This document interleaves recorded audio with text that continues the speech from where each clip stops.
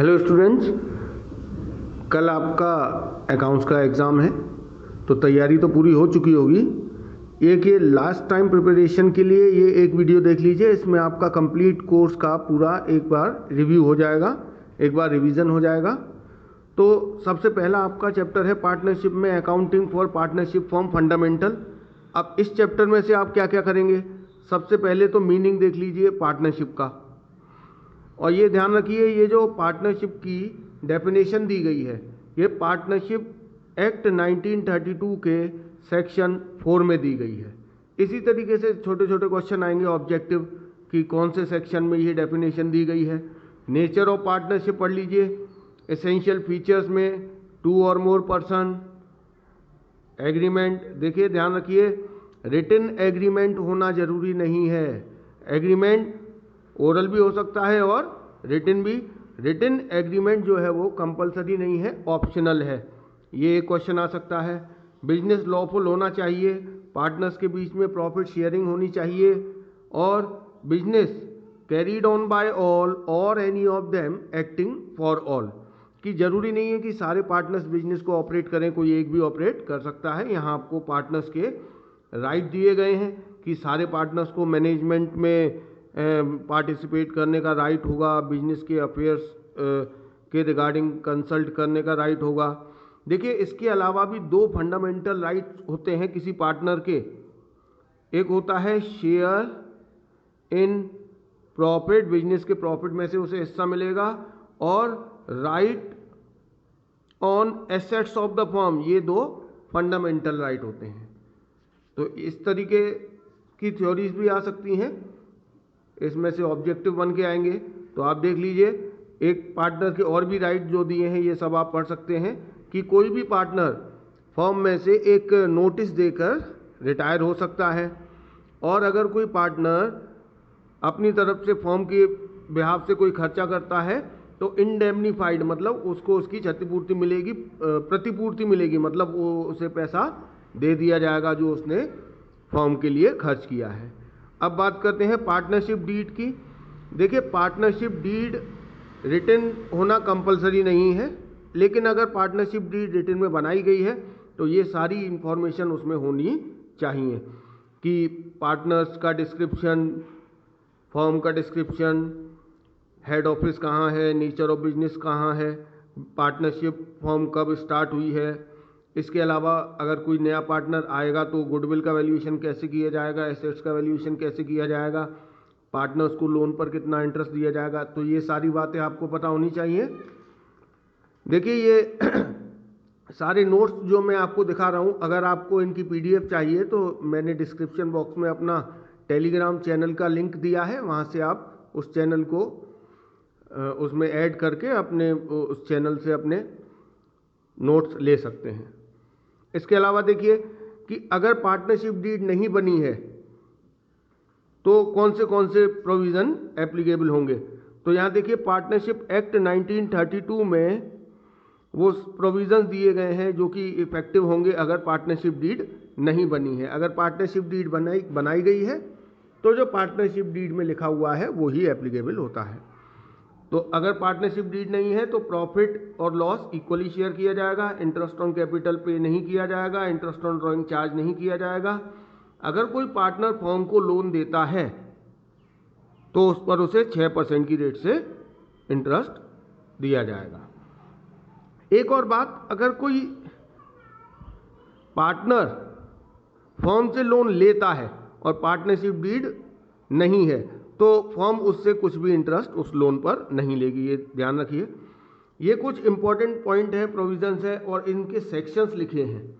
ये सेक्शंस आपको याद होने चाहिए कि अगर सारे पार्टनर्स एग्री हैं तो एक माइनर को भी पार्टनर बनाया जा सकता है, ये सेक्शन 30 में लिखा है।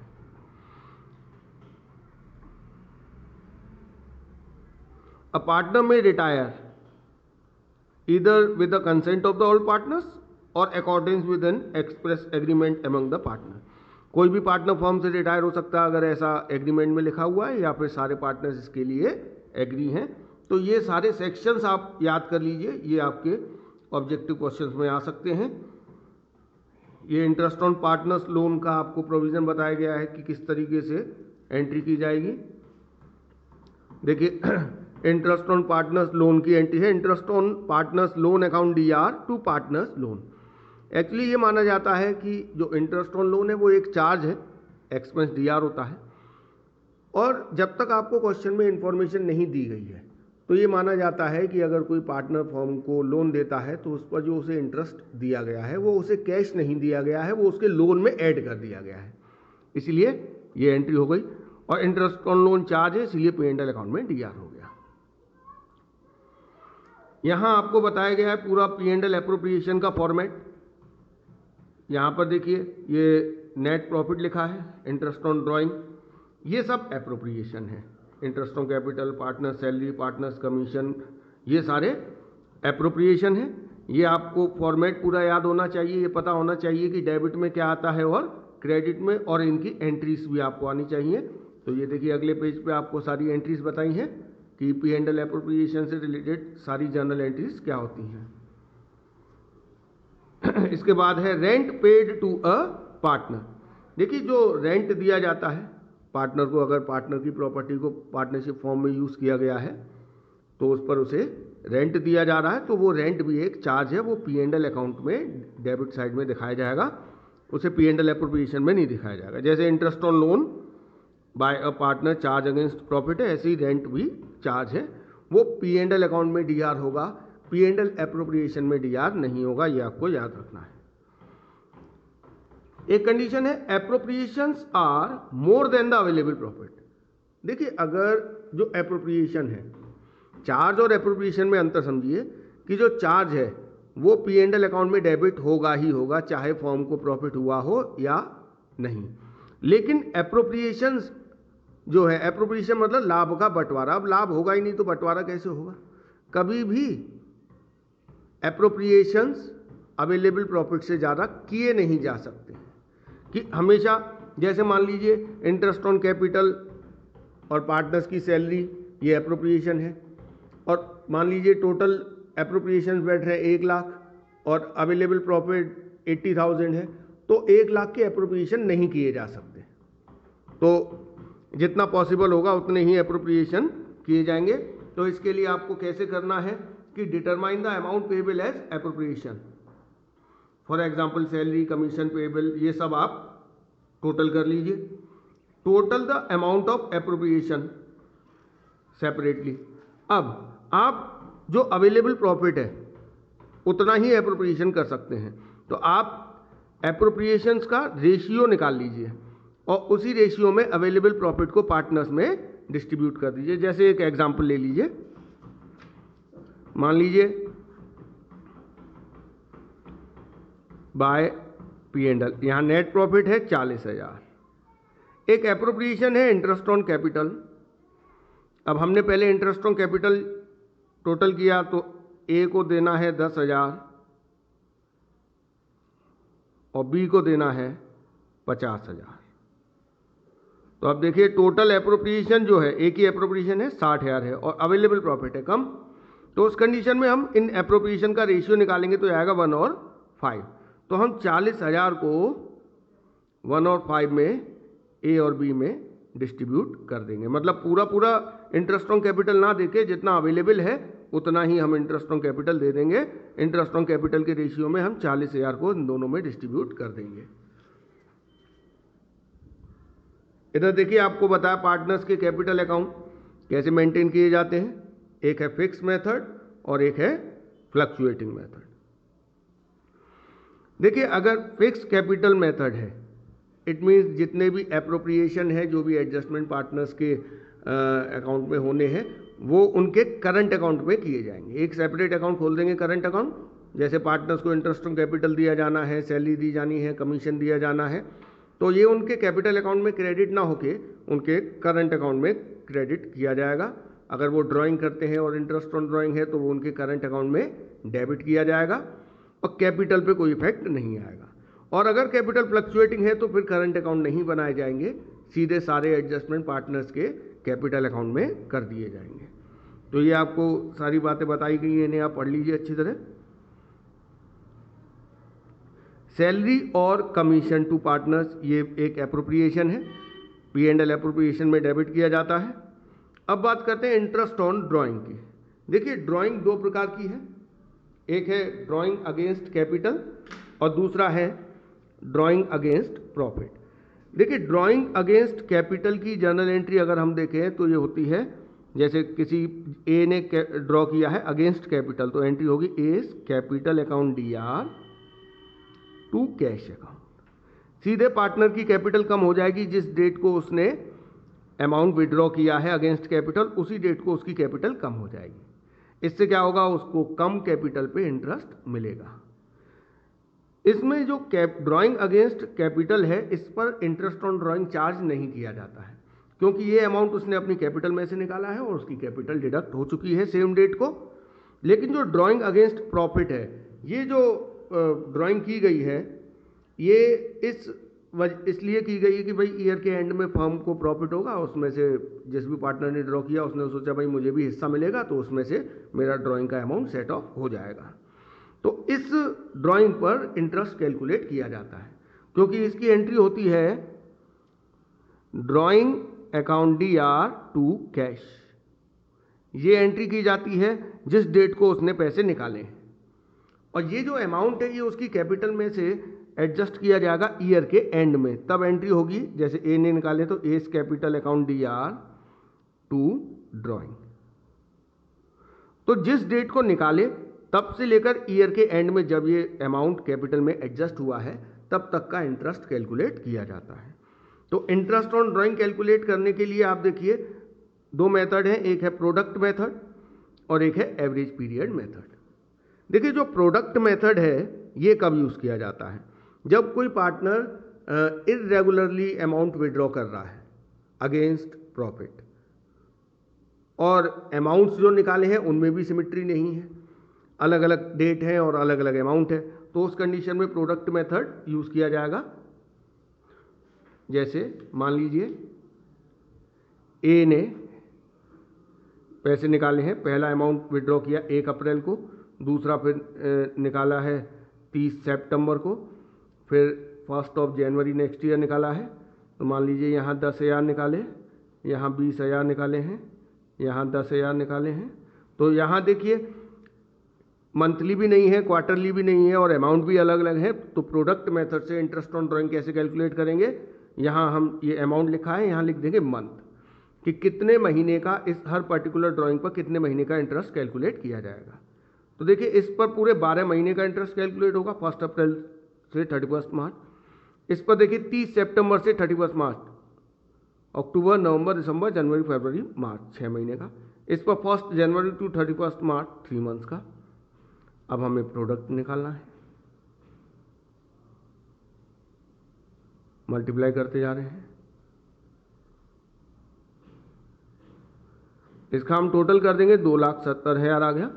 इसी पे हम इंटरेस्ट ऑन ड्राइंग कैलकुलेट कर देंगे। जैसे अगर 10% है तो 10/100 फॉर 1 मंथ, 1 महीने का, क्योंकि मंथ का हम ऑलरेडी मल्टीप्लाई कर चुके हैं, प्रोडक्ट निकाले हमने। तो इस तरीके से interest on drawing product method से कैलकुलेट किया जाता है।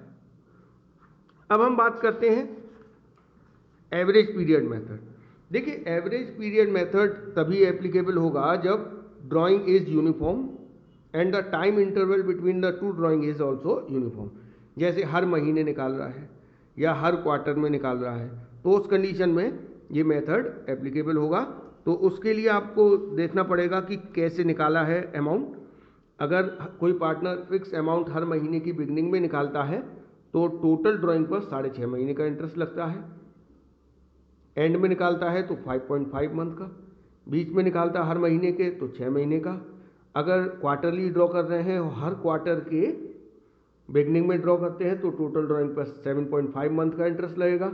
जैसे मान लीजिए कोई पार्टनर 10,000 रुपये निकाल रहा है क्वार्टरली, और वो भी बिगनिंग में, तो टोटल एक साल में 4 क्वार्टर होते हैं, तो टोटल ड्राइंग हो गई 40,000। 40,000 पे हम इंटरेस्ट ऑन ड्राइंग कैलकुलेट करेंगे कितने महीने के लिए, 7.5 मंथ। कितने परसेंट वो आपको क्वेश्चन में दिया होगा, 10% मान लीजिए जैसे। तो इसे आप कैलकुलेट करिए, सीधे आंसर आ जाएगा। इस तरीके से आपको ये करना है। और अगर कोई पार्टनर एक फिक्स अमाउंट निकालता है, हर महीने निकालता है, लेकिन पूरे साल नहीं, केवल 6 महीने के लिए, तो उस कंडीशन में आपको 3.53 और 2.5 मंथ का इंटरेस्ट कैलकुलेट करना है।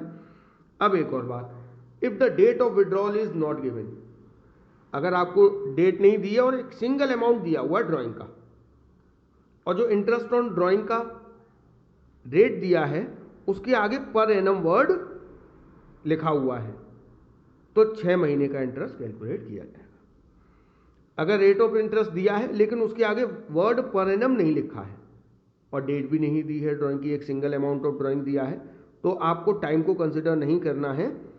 सीधे सीधे आपको जैसे उस क्वेश्चन में दिया है 40,000 रुपये निकाले ड्यूरिंग द ईयर 40,000 ड्रॉन, और इंटरेस्ट ऑन ड्राइंग दिया है 10%, इसके आगे पर एनम नहीं लिखा है, तो आप 40,000 पे सीधे सीधे 10% निकाल लीजिए, ये आपका आ गया इंटरेस्ट ऑन ड्राइंग। तो इस तरीके से आप इंटरेस्ट ऑन ड्राइंग कैलकुलेट करेंगे। ये सारे नोट्स आप चाहें तो टेलीग्राम पर जो ग्रुप है उसमें से ले सकते हैं। अब बात करते हैं इंटरेस्ट ऑन पार्टनर्स कैपिटल की। देखिए, interest on partners capital calculate किया जाता है ओपनिंग कैपिटल पे। ईयर की स्टार्टिंग में जो कैपिटल है, अगर पार्टनर ने पूरे ईयर में ना तो एडिशनल कैपिटल लाया है और ना ही उसने कैपिटल ड्रॉ की है, तो उस कंडीशन में जो उसकी ओपनिंग कैपिटल है पूरा साल वही रही है, इसीलिए उसी पर इंटरेस्ट कैलकुलेट कर दिया जाएगा। लेकिन अगर कोई पार्टनर ईयर के बीच में कैपिटल लेकर आ रहा है या कैपिटल निकाल के लेके जा रहा है, तो उस कंडीशन में आपको प्रोडक्ट मेथड से इंटरेस्ट ऑन कैपिटल कैलकुलेट करना पड़ेगा। दूसरी बात, हमेशा ओपनिंग कैपिटल आपके पास होनी चाहिए, तभी आप इंटरेस्ट ऑन कैपिटल कैलकुलेट कर सकते हैं। तो देखिए, अगर आपको ओपनिंग कैपिटल नहीं दी है तो आप ओपनिंग कैपिटल का फॉर्मूला लिख लीजिए, कैलकुलेशन ऑफ ओपनिंग कैपिटल। देखिए, ओपनिंग कैपिटल का फॉर्मूला आप लगाने से पहले आपको देखना पड़ेगा कि कैपिटल फिक्स है या फ्लक्चुएटिंग। अगर फिक्स्ड कैपिटल है तो ओपनिंग कैपिटल कैसे निकलेगी? Opening capital equals to closing capital. देखिए, क्लोजिंग कैपिटल में जितने भी एडजस्टमेंट हो चुके हैं उनको अगर रिवर्स ले लें तो ओपनिंग कैपिटल आ जाएगा। अगर फिक्स कैपिटल है तो सारे जो एप्रोप्रिएशंस है, जो एडजस्टमेंट है, वो तो सब करंट अकाउंट में हुए हैं, तो कैपिटल में तो कोई एडजस्टमेंट हुआ नहीं है, केवल दो ही एडजस्टमेंट हुए होंगे, एक कैपिटल विड्रॉन और एक एडिशनल कैपिटल। एडिशनल कैपिटल जुड़ी हुई है, उसे हम माइनस कर देते हैं, और कैपिटल ड्रॉन इसमें से डिडक्टेड है, उसीलिए उसे प्लस कर देते हैं। तो ये आपका ओपनिंग कैपिटल आ गया। लेकिन अगर फ्लक्चुएटिंग कैपिटल है तो उस कंडीशन में ओपनिंग कैपिटल का फॉर्मूला देखिए चेंज हो जाएगा। Opening capital equals to closing capital. अब जो जो चीज़ें कैपिटल अकाउंट में क्रेडिट की जा चुकी है, मतलब जोड़ी जा चुकी है, उन्हें माइनस कर देंगे। जैसे इंटरेस्ट ऑन कैपिटल इसमें ऐड हो चुका है, माइनस कर देंगे। अगर हो चुका है ऑलरेडी अलाउड, अगर नहीं हुआ है तो फिर माइनस भी नहीं होगा। माइनस प्रॉफिट, अगर प्रॉफिट डिस्ट्रीब्यूट किया जा चुका है तो प्लस कर देंगे ड्राइंग, क्योंकि ड्राइंग डेबिटेड है कैपिटल अकाउंट में से, plus capital drawn minus additional capital. अगर वो एडिशनल कैपिटल लाया है और वो क्लोजिंग कैपिटल में इंक्लूड है तो उसे माइनस कर देंगे। अगर लॉस हुआ है तो माइनस की जगह ये प्लस हो जाएगा, क्योंकि लॉस डिडक्टेड है, इसीलिए उसे ऐड किया जाएगा। तो ये आपका फ्लक्चुएटिंग कैपिटल में ओपनिंग कैपिटल निकालने का फॉर्मूला हो गया।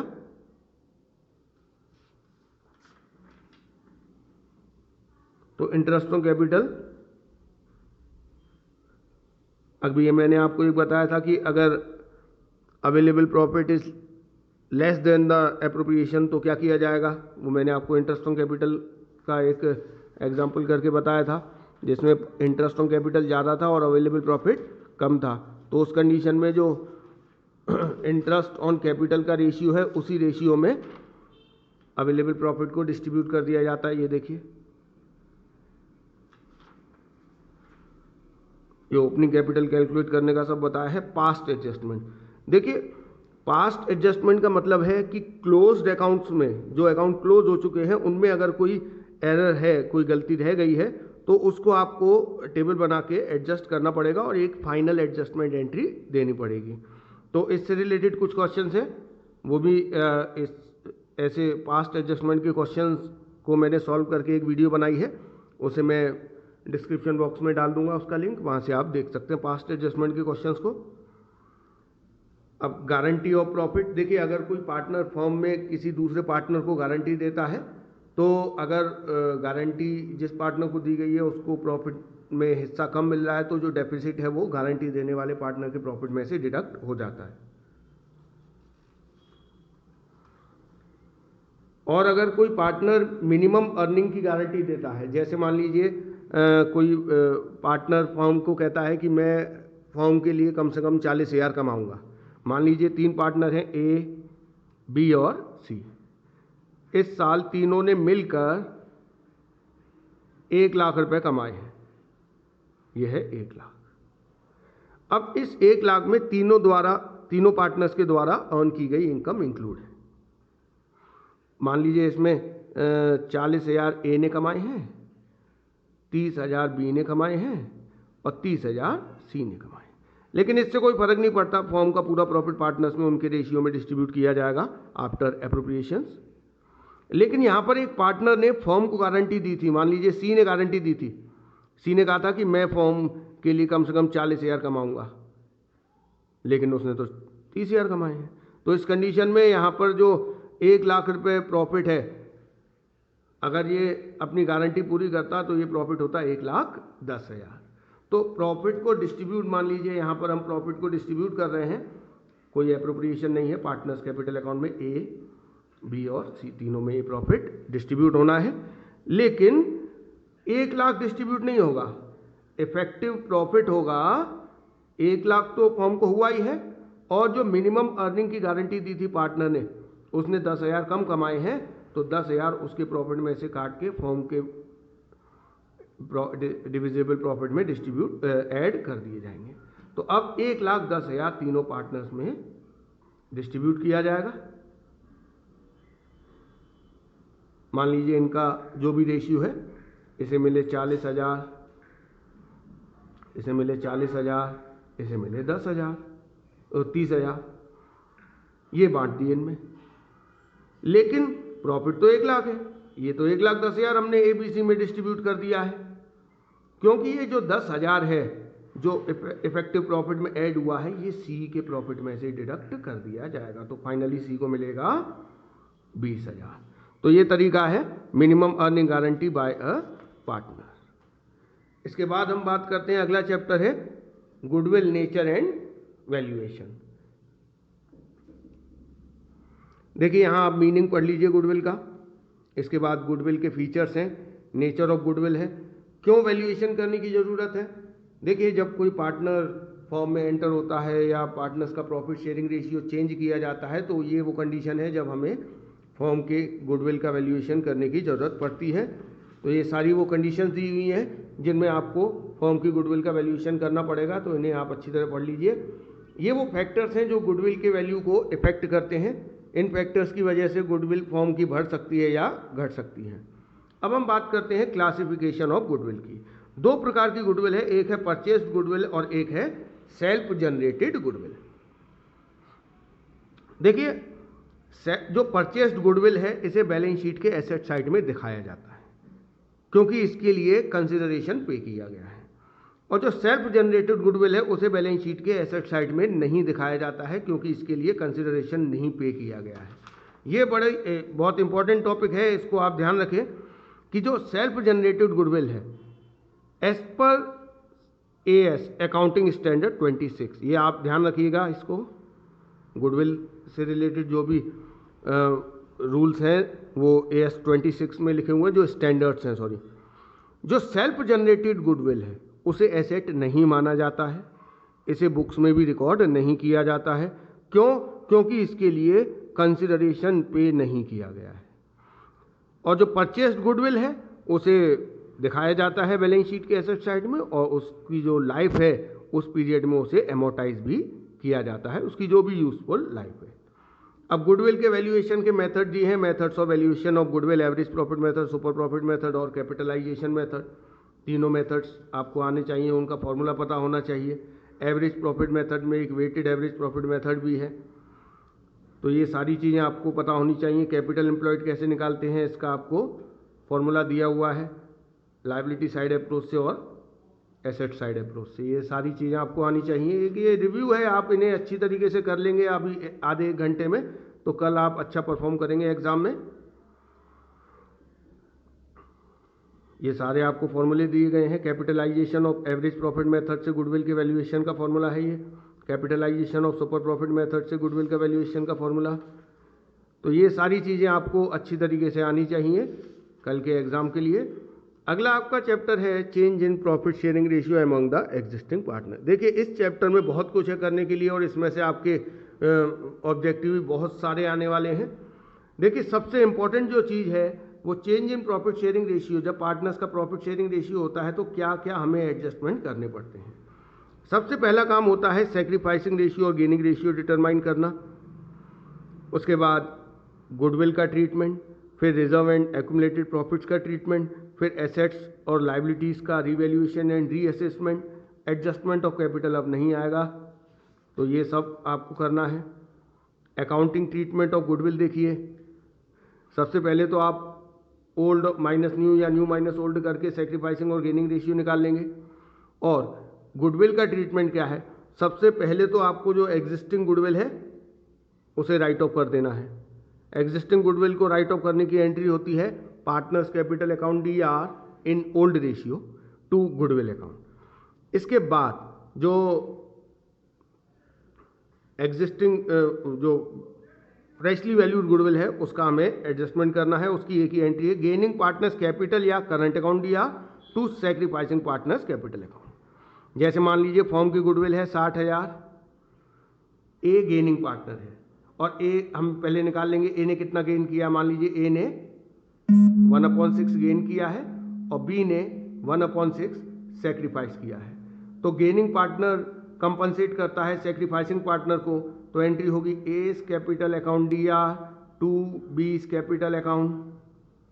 अमाउंट कैसे लिखा जाएगा, 60,000 टोटल गुडविल है इंटू 1/6, तो ये 10,000 से गुडविल का एडजस्टमेंट कर दिया जाएगा। ये आपकी गुडविल के एडजस्टमेंट की एंट्री है फिक्स और फ्लक्चुएटिंग में। ये मैंने आपको बता ही दिया, एग्जिस्टिंग गुडविल को राइट ऑफ करना होता है। इसके बाद हम बात करेंगे एक्यूमुलेटेड प्रॉफिट लॉस और रिजर्व को एडजस्ट करने की। देखिए जब पार्टनर्स का प्रॉफिट शेयरिंग रेशियो चेंज होता है तो उनका जो प्रॉफिट शेयरिंग रेशियो चेंज होने से पहले जितने भी रिजर्व, सरप्लस या एक्यूमुलेटेड प्रॉफिट या लॉस हैं उन्हें एडजस्ट किया जाता है। और एडजस्ट करने के दो तरीके हैं। एक तो व्हेन एक्यूमुलेटेड प्रॉफिट लॉस और reserve are not to be retained. Not to be retained का मतलब ये है कि अब प्रॉफिट शेयरिंग रेशियो चेंज होने के बाद जो रिजर्व हैं या प्रॉफिट हैं इन्हें नई बैलेंस शीट में नहीं दिखाया जाएगा, इन्हें हटा देना है। तो उस कंडीशन में जितने भी रिजर्व हैं, प्रॉफिट है, इनको पार्टनर्स में डिस्ट्रीब्यूट कर देना है। तो इसकी एंट्री होगी reserve account DAR, P&L account DAR।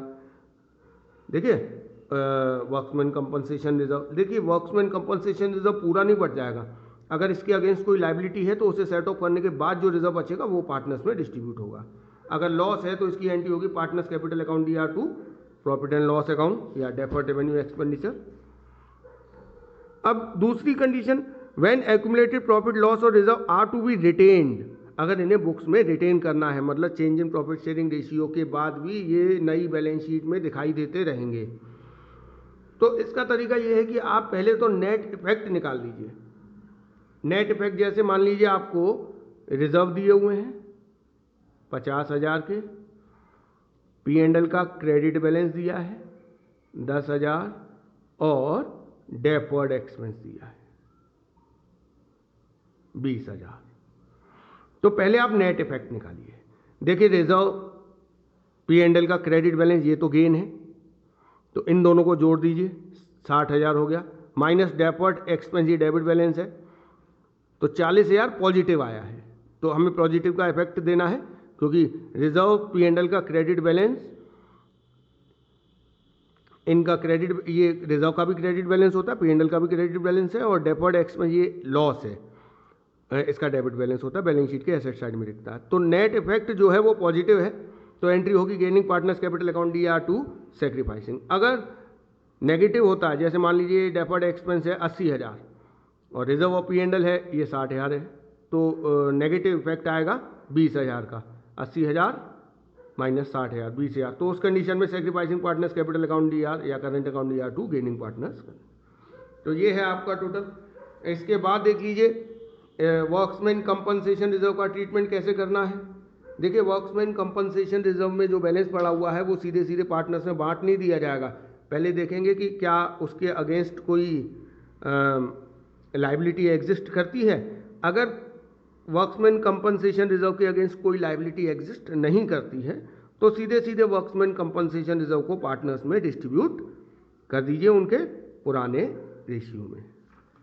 अगर एग्जिस्ट करती है तो उस कंडीशन में ये देखना पड़ेगा कि जो लाइबिलिटी है वो कितनी है, क्या वर्क्समैन कंपनसेशन रिजर्व से कम है या ज़्यादा। तो अगर वर्क्समैन कंपनसेशन रिजर्व ज़्यादा है और उसके अगेंस्ट जो लाइबिलिटी है वो कम है, तो जितना रिजर्व है उसमें से जितनी लाइबिलिटी है उतना तो provision for workmen compensation claim एक लाइबिलिटी में ट्रांसफ़र कर देंगे और बाकी का जो एक्सेस रिजर्व है वो पार्टनर्स में उनके ओल्ड रेशियो में डिस्ट्रीब्यूट हो जाएगा। अगर इक्वल है तो ये एंट्री हो जाएगी, फिर पार्टनर्स में डिस्ट्रीब्यूट करने के लिए कुछ भी नहीं बचेगा। अगर क्लेम ज़्यादा है तो देखिए मान लीजिए आपने रिजर्व बना रखा है 40,000 का और लाइबिलिटी इसके अगेंस्ट है 50,000, तो 10,000 रुपये का जो एक्सेस क्लेम है वो आपका लॉस है, उसे आप रिवैल्यूएशन अकाउंट में डेबिट कर देंगे, क्योंकि इसके लिए आपने प्रोविज़न नहीं बनाया था। आपने तो 40,000 का प्रोविज़न बनाया था और लाइबिलिटी अराइज हो गई 50,000, और ये रिवैल्यूएशन में DR होगा और रिवैल्यूएशन से ये लॉस 10,000 का पार्टनर्स में डिस्ट्रीब्यूट हो जाएगा। देखिए जैसे आपने change in profit sharing ratio में IFR का एडजस्टमेंट किया या वर्क्समैन कंपनसेशन रिजर्व का एडजस्टमेंट किया है, वैसा ही एडमिशन ऑफ पार्टनर्स में भी करेंगे। तो ऐसा ही आपको उधर भी देखने को मिलेगा एडमिशन ऑफ पार्टनर्स में। आप इनसे रिलेटेड क्वेश्चंस की मैंने वीडियोस बनाई हुई हैं, उनका लिंक मैंने डिस्क्रिप्शन बॉक्स में दिया हुआ है, आप उन्हें देख सकते हैं। इसके बाद बात करते हैं IFR की। देखिए IFR क्यों बनाया गया। IFR इसलिए बनाया गया है कि अगर इन्वेस्टमेंट की मार्केट वैल्यू कम हो जाती है और उससे कुछ नुकसान होता है तो उस नुकसान की भरपाई IFR से कर दी जाए। तो अगर बुक वैल्यू मतलब जितने पर हम इन्वेस्टमेंट दिखा रहे हैं बुक्स में और मार्केट वैल्यू सेम है, तो इसका मतलब इन्वेस्टमेंट की रिवैल्यूएशन पे कोई लॉस नहीं हुआ है, तो पूरा का पूरा IFR फ्री है, इसे पार्टनर्स में डिस्ट्रीब्यूट कर दीजिए। अब देखते हैं अगर मार्केट वैल्यू कम है, बुक वैल्यू से कम हो गई है मार्केट वैल्यू, तो इसका मतलब नुकसान हुआ है हमें इन्वेस्टमेंट पे, उस नुकसान की भरपाई हमें पहले IFR से करनी है। अब यहाँ तीन बातें हो सकती हैं, या तो जो नुकसान हुआ है fall in the value of investment is less than the IFR, मतलब नुकसान कम हुआ है IFR से, तो फिर IFR में से इन्वेस्टमेंट में जो भी कम नुकसान हुआ है उससे CR कर देंगे टू इन्वेस्टमेंट के नाम से, और फिर जो रिजर्व बचेगा वो पार्टनर्स में डिस्ट्रीब्यूट हो जाएगा कैपिटल या करंट में ट्रांसफर करके। अगर जितना IFR है उतना ही लॉस हुआ है इन्वेस्टमेंट में, तो investment fluctuation reserve account DR2 investment, अब पार्टनर्स में डिस्ट्रीब्यूट करने के लिए कुछ भी नहीं बचा। अगर नुकसान ज़्यादा हुआ है तो जो एक्सेस लॉस है वो रिवैल्यूएशन अकाउंट में डेबिट किया जाएगा और रिवैल्यूएशन से ये लॉस पार्टनर्स में डिस्ट्रीब्यूट हो जाएगा। अगर इन्वेस्टमेंट के रिवैल्यूएशन पे लॉस की जगह गेन हो जाए तो फिर ये जो IFR है इसकी तो कोई ज़रूरत नहीं है, तो पार्टनर्स में डिस्ट्रीब्यूट हो जाएगा, और जो गेन हुआ है वो रिवैल्यूएशन अकाउंट में CR होगा और पार्टनर्स में डिस्ट्रीब्यूट हो जाएगा। यहाँ पे देखिए रिजर्व एक्यूमुलेटेड प्रॉफिट से रिलेटेड कुछ बातें दी गई हैं, इन्हें आप अब ध्यान से पढ़ लीजिए एक बार। इसके बाद है एसेट्स और लायबिलिटीज़ का रिवैल्यूएशन कैसे करना है और रिवैल्यूएशन की एंट्रीज क्या होंगी। देखिए अगर यहाँ दो कंडीशन है, जब पार्टनर्स का प्रॉफिट शेयरिंग रेशियो चेंज होता है या एडमिशन के टाइम भी यही सारा प्रोविज़न होगा। अगर पार्टनर्स में प्रॉफिट शेयरिंग रेशियो बदला जा रहा है और ये कहा गया है when revise change value of assets are to be recorded, मतलब एसेट्स और लायबिलिटीज़ में जो चेंज आ गया है, एसेट्स और लायबिलिटीज़ की जो वैल्यू बदल गई है वो बदली हुई वैल्यू नई बैलेंस शीट में दिखाई जाएगी। तो उस कंडीशन में एक रिवैल्यूएशन अकाउंट बनेगा और ये सारी एंट्रीज की जाएंगी और रिवैल्यूएशन का जो भी प्रॉफिट या लॉस होगा उसे पार्टनर्स में उनके पुराने रेशियो में डिस्ट्रीब्यूट कर दिया जाएगा। ये सारी एंट्रीज हैं आपकी। अब एक और बात, कभी कभी आपको ये भी कहा जाता है क्वेश्चन में कि जो एसेट्स और लायबिलिटीज़ हैं उनकी रिवाइज्ड वैल्यू रिकॉर्ड नहीं करनी है। तो ये देखिए उस कंडीशन में क्या होगा, when revised values of assets and liabilities are not to be recorded. उस कंडीशन में ना तो रिवैल्यूएशन अकाउंट बनाया जाएगा और ना ही रिवैल्यूएशन पे जो प्रॉफिट या लॉस हुआ है उसे डिस्ट्रीब्यूट किया जाएगा। तो उस कंडीशन में क्या किया जाएगा ये देख लीजिए। सबसे पहले आप रिवैल्यूएशन का नेट इफेक्ट निकाल लेंगे एक नोट बनाकर कि अगर किसी एसेट की वैल्यू बढ़ रही है तो प्लस कर दीजिए क्योंकि उससे फ़ायदा हो रहा है, और लायबिलिटी कम हो रही है तो भी फ़ायदा है, और अगर नुकसान हो रहा है it means decrease in value of asset, वो माइनस कर दीजिए। आपको नेट इफेक्ट पता चल जाएगा। नेट इफेक्ट पता करने के बाद आप ये पता कर लीजिए कि कौन सा पार्टनर सेक्रीफाइस कर रहा है या गेन कर रहा है। तो उस नेट इफेक्ट को, अगर ये पॉजिटिव नेट इफेक्ट है तो यहाँ पर आएगा गेनिंग पार्टनर्स कैपिटल अकाउंट दिया टू सेक्रीफाइसिंग। इट मीन्स यहाँ पर अगर प्रॉफिट आया है रिवैल्यूएशन का तो, और ये गेनिंग में डिस्ट्रीब्यूट नहीं करना है आपको। जैसे मान लीजिए ये 1/6 आया और ये भी ये इनका सेक्रीफाइसिंग गेनिंग ए ने 1/6 गेन किया है और बी ने 1/6 सेक्रीफाइस किया है, और यहाँ पर आपका प्रॉफिट आया है 6000। तो यहाँ एंट्री होगी एस कैपिटल अकाउंट दिया to B's capital account. Amount कैसे आएगा, 6000 इंटू 1/6 1000। तो इस तरीके से आपको ये एडजस्टमेंट करना है। एडजस्टमेंट ऑफ कैपिटल आपके कोर्स में से हट चुका, फिर भी आप इसकी थ्योरी एक बार पढ़ लीजिए।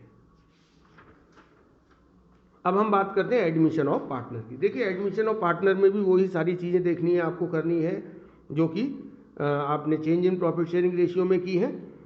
तो सबसे पहले calculation of new profit sharing ratio कर लेंगे, क्योंकि नया पार्टनर आ गया है तो इससे पुराने पार्टनर्स का रेशियो कम हो गया होगा, और जिन पुराने पार्टनर्स का रेशियो कम हो गया है उनका हम सेक्रीफाइसिंग रेशियो निकाल देंगे। फिर जो नया पार्टनर गुडविल का पैसा लेकर आएगा उसका ट्रीटमेंट होगा, कैपिटल का पैसा लेकर आएगा उसका एंट्री की जाएगी, एसेट्स और लायबिलिटीज का रिवैल्यूएशन किया जाएगा, रिजर्व और एक्यूमुलेटेड प्रॉफिट्स का एडजस्टमेंट किया जाएगा, जैसा हमने change in profit sharing ratio chapter में किया है। देखिए गुडविल का एडजस्टमेंट अगर कोई नया पार्टनर फर्म में आता है तो उस कंडीशन में कैसे होता है, तो यहाँ 3 कंडीशन है। या तो वो प्राइवेटली पे करेगा, अगर कोई पार्टनर नया पार्टनर एग्जिस्टिंग पार्टनर को गुडविल प्राइवेटली पे करता है तो इस कंडीशन में कोई भी जर्नल एंट्री नहीं होगी। अगर गुडविल का पैसा वो कैश लाता है या नहीं लाता है, ये 2 कंडीशन है, इनमें क्या एंट्री होगी, प्राइवेटली में नो एंट्री। अगर पार्टनर गुडविल का पैसा कैश लेकर आया तो गुडविल का पैसा लाने की एंट्री होगी कैश अकाउंट दिया टू प्रीमियम फॉर गुडविल, और फिर इस अमाउंट को पार्टनर्स में डिस्ट्रीब्यूट करेंगे, प्रीमियम फॉर गुडविल अकाउंट दिया to old partners capital account. देखिए इसे जो पार्टनर सेक्रीफाइस करेंगे केवल उन्हीं को दिया जाएगा और सेक्रीफाइसिंग रेशियो में ही डिस्ट्रीब्यूट किया जाएगा। अगर नया और अगर पार्टनर्स जिनको ये गुडविल का पैसा मिला है अगर वो निकाल के लेके जाते हैं गुडविल का अमाउंट, तो ये वाली एंट्री हो जाएगी। एग्जिस्टिंग गुडविल को सबसे पहले ओल्ड पार्टनर्स में राइट ऑफ कर देना है, ओल्ड पार्टनर्स कैपिटल अकाउंट दिया टू गुडविल अकाउंट। अगर नया पार्टनर गुडविल का पैसा कैश नहीं लेकर आता है तो गुडविल का अमाउंट, उसके हिस्से की जो गुडविल है वो उसके करंट अकाउंट में डेबिट करके ओल्ड पार्टनर्स जिन्होंने सेक्रीफाइस किया उनको दे दी जाएगी। Revaluation of assets and liabilities बिल्कुल वैसा ही है जैसे आपने change in profit sharing ratio में किया है। यहाँ पर पुराने पार्टनर्स में ही रिवैल्यूएशन का प्रॉफिट या लॉस डिस्ट्रीब्यूट किया जाता है। इसके बाद जो रिजर्व का एडजस्टमेंट है वो भी बिल्कुल वैसा ही है। अगर डिस्ट्रीब्यूट करना है तो जनरल रिजर्व अकाउंट या रिजर्व ये पार्टनर्स में डिस्ट्रीब्यूट कर दिया, ये लॉस को डिस्ट्रीब्यूट करने की एंट्री, और ये वर्क्समैन कंपनसेशन रिजर्व की एंट्री है। ये वो वर्क्समैन कंपनसेशन रिजर्व या आईएफआर का पार्ट है जो कि बच गया है, जैसे वर्क्समैन कंपनसेशन रिजर्व के अगेंस्ट जो क्लेम है उसको प्रोवाइड करने के बाद जो वर्क्समैन कंपनसेशन रिजर्व बच गया है। आईएफआर जो इन्वेस्टमेंट में लॉस हुआ है उसको प्रोवाइड करने के बाद जो आईएफआर बच गया है वो पार्टनर्स में डिस्ट्रीब्यूट कर दिया गया है। ये आपका पूरा वर्क्समैन कंपन्स, ये बिल्कुल वैसा ही है ट्रीटमेंट जैसा कि आपने change in profit sharing ratio में किया है, आईएफआर का भी वैसा ही है। तो ये कुछ इंपॉर्टेंट चीज़ें हैं, इन्हें आप कर लीजिए। जैसे हिडन गुडविल है, हिडन गुडविल क्या होता है, sometimes the value of goodwill is hidden, मतलब आपको कोई बताया नहीं गया है कि किस तरीके से गुडविल का वैल्यूएशन करना है, सुपर प्रॉफिट, एवरेज प्रॉफिट, कुछ नहीं। इसमें एक आप एग्जांपल देख लीजिए, इससे आपको समझ में आ जाएगा। जैसे ए और बी पार्टनर्स है इनकी कैपिटल है 30 AR और 20 AR। इन्होंने सी को एडमिट किया है 1/4 शेयर के लिए और सी 24 AR पे कैपिटल के लेकर आया है। देखिए सी अगर 24 AR पे कैपिटल के लेकर आया है 1/4 शेयर के लिए, तो इस हिसाब से इनकी कैपिटल पूरी फॉर्म की होनी चाहिए 96,000। ये है proportionate capital, total proportionate capital of form on the basis of new partners capital. और एक्चुअल में कंबाइंड कैपिटल कितनी है ए बी सी की, देखिए ए और बी की 30 AR और 20 AR और सी लाया है 24 AR, तो टोटल कंबाइंड कैपिटल है तीनों पार्टनर की 74,000। और total proportionate capital on the basis of new partners capital है 96,000। इन 96,000 और 74,000 का डिफरेंस है 22 AR, ये है आपकी हिडन गुडविल। तो इस तरीके से आपको पूरी पार्टनरशिप का रिवीजन आपका हो गया, इसे आप अच्छी तरीके से करिए।